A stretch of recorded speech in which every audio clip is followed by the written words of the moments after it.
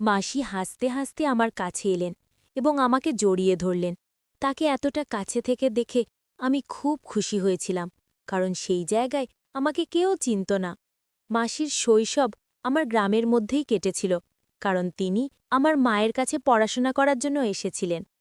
ছোটবেলা থেকেই মাসির প্রতি তার স্নেহ দেখতাম, যা আমাকে বরাবরই ভালো লাগত। মাসির এমন আচরণ আমাকে খুব স্বস্তি দিচ্ছিল, কিন্তু বুঝতে পারছিলাম না কেন আমি তার প্রতি আকৃষ্ট হচ্ছি। বারবার মনে হচ্ছিল মাসি যেন সবসময় আমার পাশে থাকেন এবং আমাকে জড়িয়ে ধরেন। সময়ের সাথে মনে হতে লাগল যেন আমি কারো ভালোবাসায় পড়েছি। এরপর একদিন মাসিকে নিজের বাড়ি ফিরতে হলো, একটি জরুরি কাজের জন্য। তিনি আমাকে সঙ্গেও নিয়ে গেলেন। তার বাড়িতে পৌঁছাতে রাত প্রায় ৮টা বেজে গিয়েছিল। বাড়িতে পৌঁছে মাসি বললেন, চলো কিছু খেয়ে তাড়াতাড়ি ঘুমিয়ে পড়ো, বাইরে প্রচণ্ড ঠান্ডা। আমি খাওয়ার জন্য না করে সরাসরি নিজের ঘরে চলে গেলাম। কিছুক্ষণ পর মাসি ঘরে এসে আমার বিছানায় একই কম্বলের নিচে বসে কথা বলতে শুরু করলেন। জীবনের নানা বিষয় নিয়ে তিনি আমাকে পরামর্শ দিচ্ছিলেন এবং তার স্নেহ মমতা প্রকাশ করছিলেন। তার প্রতিটি কথা আমার হৃদয়কে গভীরভাবে ছুঁয়ে যাচ্ছিল। তারপর হঠাৎ মাসি আমাকে, আমি একটি ছোট্ট গ্রামে থাকি। আজ আপনাদের সাথে আমার জীবনের একটি সত্য ঘটনা শেয়ার করতে চাই। কয়েক বছর আগে আমি এক আত্মীয়ের বিয়েতে তাদের গ্রামে গিয়েছিলাম। সত্যি বলতে বিয়েতে যাওয়ার বিশেষ ইচ্ছা ছিল না, কিন্তু মা বাবার জোড়াজড়িতে যেতে হয়েছিল। সেই গ্রামে আমার মাসির বাড়ি ছিল।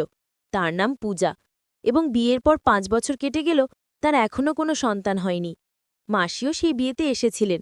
আমি দূর থেকে তাকে দেখেছিলাম, কিন্তু তিনি আমাকে দেখেননি। তার শৈশবও আমাদের গ্রামের মধ্যেই কেটেছিল, কারণ তিনি আমাদের গ্রামের স্কুল থেকেই ১০ম শ্রেণী পর্যন্ত পড়াশোনা করেছিলেন।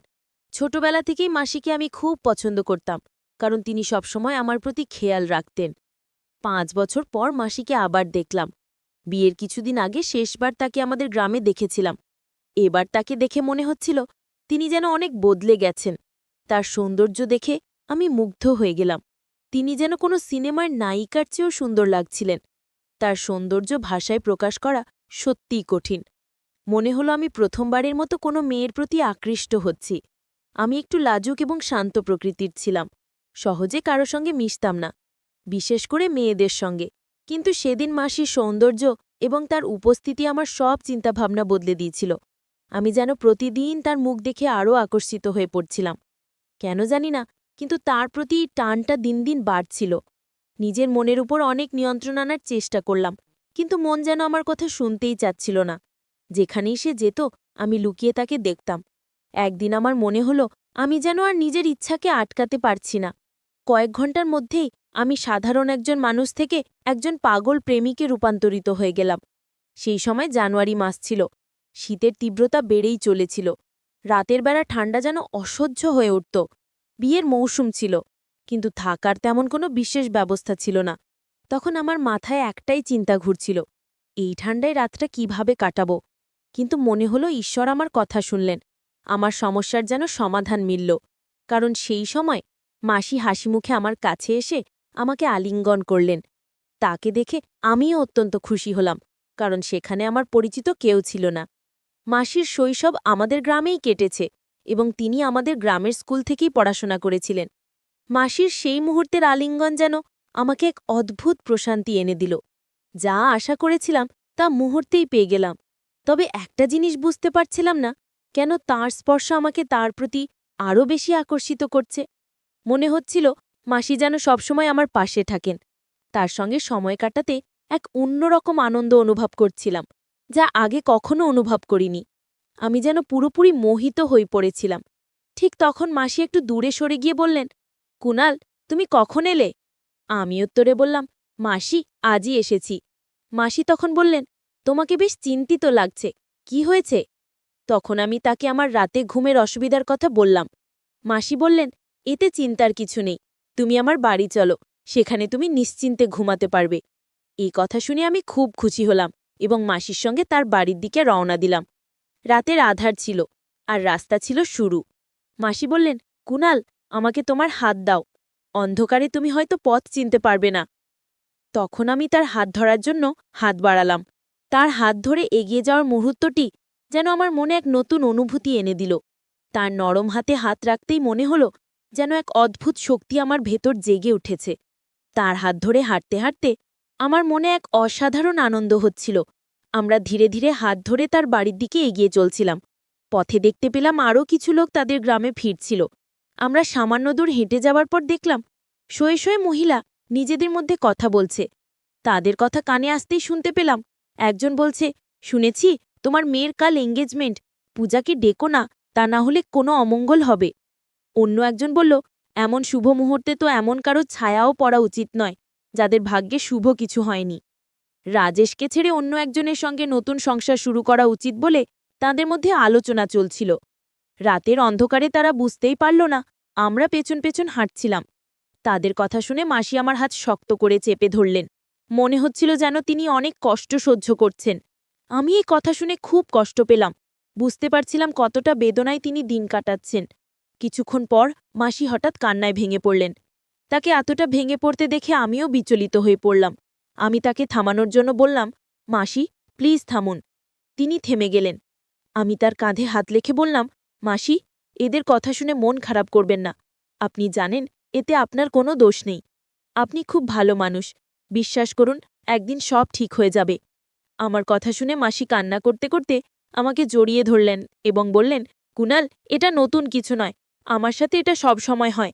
এখন বেঁচে থাকার ইচ্ছা নেই। তার এ কথা শুনে আমি তাকে আলতো করে দূরে সরিয়ে দিয়ে তার মুখে আঙ্গুল রেখে বললাম, মাসি এমন কথা আর কখনো বলবেন না। আমি তাকে অনেকবার বোঝানোর চেষ্টা করলাম। কিছুক্ষণ পর তিনি শান্ত হলেন। প্রায় 10 মিনিট হাঁটার পর আমরা তার বাড়িতে পৌঁছালাম। বাড়িতে ঢুকে দেখলাম মেশো বাড়িতে নেই। আমি মাসিকে জিজ্ঞাসা করলাম, মেশো কোথায়? তিনি বললেন, তোমার মেশো কাজের জন্য শহরে গেছেন, 4-5 দিন পরে ফিরবেন। আমরা বিয়ের অনুষ্ঠানে খাওয়া শেষ করে বাড়ি ফিরেছিলাম। বাড়ি ফিরে মাসি আমাদের দুজনের জন্য দ্রুত বিছানা পেতে দিলেন। শীত প্রচণ্ড ছিল, তাই আমরা চাদরের মধ্যে ঢুকে গল্প করতে শুরু করলাম। বিভিন্ন বিষয়ে কথা বলতে বলতে হঠাৎ আমি জিজ্ঞাসা করলাম, মাসি এত বছর পরও আপনার সন্তান কেন হলো না? আমার কথা শুনে মাসি খুবই দুঃখ পেল এবং আবেগ ভরে বলল, কুনাল কি বলবো তোমাকে, তোমার মেশোর মধ্যে একটি সমস্যা রয়েছে। তিনি কখনো এই বিষয়টি আমাকে বলেননি, কিন্তু একদিন আমি নিজেই জেনেছি। তোমার মেশো যেই ক্লিনিকে টেস্ট করিয়েছিলেন সেখানে আমার এক বন্ধু কাজ করে। সেই আমাকে জানিয়েছে তোমার মেশো কখনো বাবা হতে পারবেন না। মাসি একটু থেমে আবার বললেন, আমি কখনো এই নিয়ে তার সঙ্গে কথা বলিনি। তবে একটা জিনিস দেখেছি, তোমার মেশো বিভিন্ন সাধুসন্থদের প্রতি খুবই বিশ্বাস রাখেন। তাদের কথায় তিনি অনেক টাকা খরচ করেছেন। কেউ বলেছে 5 মাসের মধ্যে সুখবর আসবে, কেউ 3 মাসের মধ্যে, এমনকি একজন তো 1 মাসেই সুখবরের প্রতিশ্রুতি দিয়েছিল। তবে এই সব কথা শুনতে শুনতে 3 বছর কেটে গেছে। আমি জানি এসবের কোনো ফল হবে না। এই কথা বলার সময় মাসি কান্নায় ভেঙে পড়লেন। আমি তার এই কষ্ট দেখে নিজেও খুব খারাপ অনুভব করলাম। তখনই আমি আমার বিছানা থেকে উঠে আমি ধীরে ধীরে উঠে গিয়ে মাসির বিছানার পাশে বসলাম।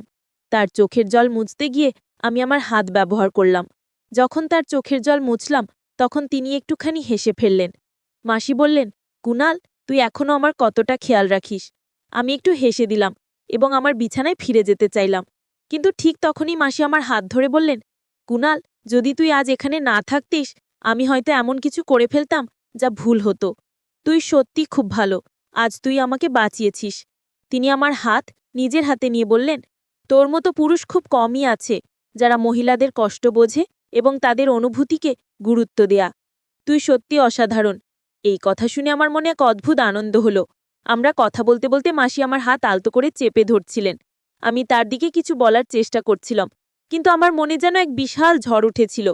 মনে হচ্ছিল আমি তাকে স্পর্শ করতে চাই, কিন্তু নিজের ইচ্ছাকে দমন করলাম। মাসি তখন হঠাৎ বললেন, যে মেয়ে তোর সঙ্গে বিয়ে করবে সে খুবই ভাগ্যবান হবে। তুই নারীদের সম্মান করিস এবং তাদের অনুভূতি ভালোভাবে বুঝিস। তিনি নিজের চিন্তায় ডুবেছিলেন, কিন্তু হঠাৎ আমার দিকে তাকিয়ে বললেন, এই ঠান্ডা রাতে তুই কিছুই পড়িসনি। এমন চলবে না কুনাল, চাদরের ভেতরে চলে আয়, বাইরে খুব ঠান্ডা পড়ছে। এ কথা শুনে আমার হৃদয় দ্রুত স্পন্দিত হতে শুরু করল। আমি কিছুতেই বুঝতে পারছিলাম না যে এই সব কিছু কেন হচ্ছে। আমরা তখন একসঙ্গে একই চাদরের নিচে বসেছিলাম। মাসি বললেন, সরি কুনাল, আমি শুধু আমার কষ্টের কথা বলছিলাম। এখন বল তোমার জীবনে কি চলছে? আমি উত্তরে বললাম, মাসি আমি শুধু চাকরির খোঁজে আছি, কিন্তু চাকরি পাচ্ছি না। মাসি বললেন, কোনো চিন্তা করো না কুনাল, তোমার সামনে এখনো অনেক বড় জীবন পড়ে আছে, নিশ্চয়ই একটা চাকরি পেয়ে যাবে। এরপর তিনি আমার আরও কাছাকাছি এলেন, যেন আমাকে জড়িয়ে ধরলেন। তারপর মাসি হাসতে হাসতে বললেন, তোমার কি কখনো মনে হয়নি যে তোমারও একজন গার্লফ্রেন্ড থাকা উচিত? আমি বললাম, মাসি, এমন চিন্তা তো আসে, কিন্তু এখনো তেমন কাউকে পাইনি। মাসি মুচকি হেসে আমার দিকে ফিরে বললেন, তাহলে বলো, তোমার কেমন গার্লফ্রেন্ড চাই? আমি সঙ্গে সঙ্গে উত্তর দিলাম, ঠিক আপনার মতো। মাসি অবাক হয়ে হাসতে হাসতে বললেন, আমার মতো কেন? আমি বললাম, কারণ আপনি খুব সুন্দর, বুদ্ধিমতী আর মনের দিক থেকে অসাধারণ একজন মানুষ।